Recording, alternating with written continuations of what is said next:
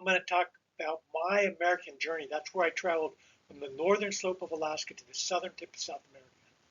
The trip had a time frame of 32 years, mostly done in 3-week increments on an annual basis, not every year though.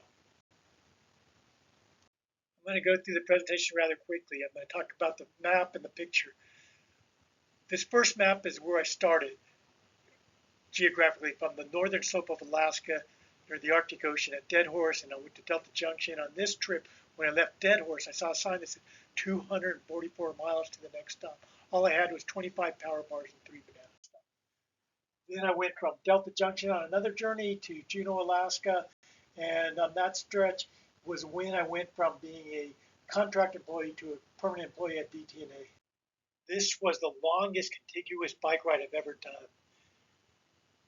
I cycled from Durango, Colorado to Prince Rupert and took the ferry to Juneau, Alaska. This was my first self-contained bike ride where I left from my house in Albuquerque, New Mexico to Durango, Colorado in 1987. Then the next stretch I did was the first one where I actually made it to an ocean from my house. I left from Albuquerque, New Mexico and traveled all the way to San Diego, California, and that was 1987.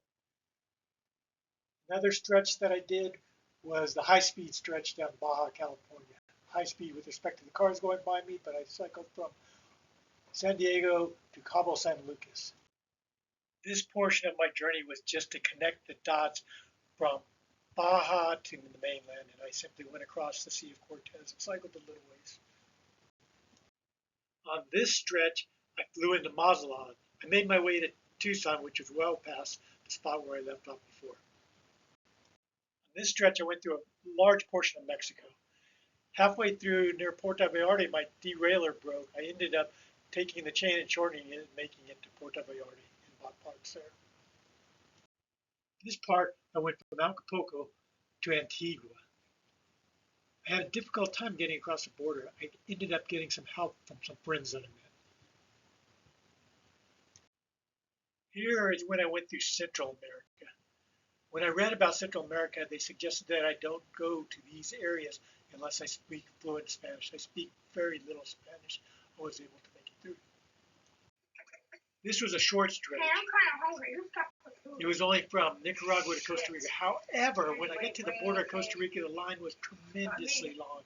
It took me 5 hours to cross the border from Nicaragua to Costa Rica. This trip, I flew into Panama City. I made my way to David and climbed Volcano Baru, the highest point in Panama, at over 11,000 feet. Then I continued through Costa Rica to Liberia. This section was quite exciting to me. It was through the Darien Gap, no man's land, controlled by drug smugglers and militia. I did that in 2017. This stretch, I flew into Quito. I made my way into Colombia. It was very mountainous, lots of over 2,000 foot vertical gains. About halfway through Colombia, it got easier, and I made my way to Cartagena. This part of my journey, I went from Quito, Ecuador to Lima, Peru. I went through the desert. I also started out by visiting the equator.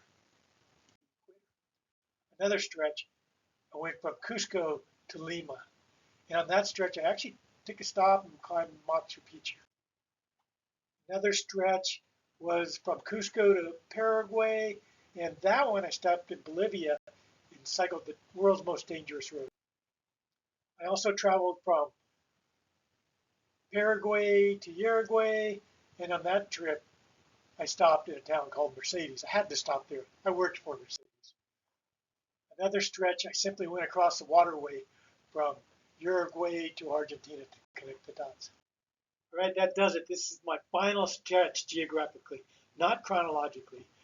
On this trip, I flew down to the southern tip of South America and made my way back to Buenos Aires. The entire trip covered 21,545 miles per my calculations. 64% of that was done on a bicycle. Thank you very much for joining my presentation. Hopefully, you'll join my next presentation. Thank you.